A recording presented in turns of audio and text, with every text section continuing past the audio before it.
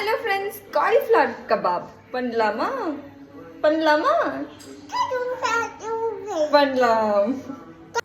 காலிஃப்ளவரை வந்து நீங்கள் விருப்பப்படுற சைஸில் கட் பண்ணிவிட்டு சுடு தண்ணியில் நல்லா கொதிக்க வச்சுக்கோங்க.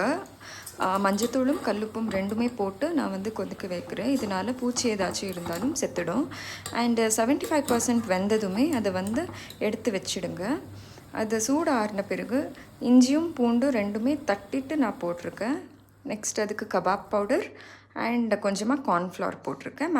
மேரினேட் ஆகிறதுக்கு வச்சுருக்கேன். ஸோ மேரினேட் பண்ணி வச்சிருக்கிற காலிஃப்ளவரை எடுத்து பொரிக்கலாமா?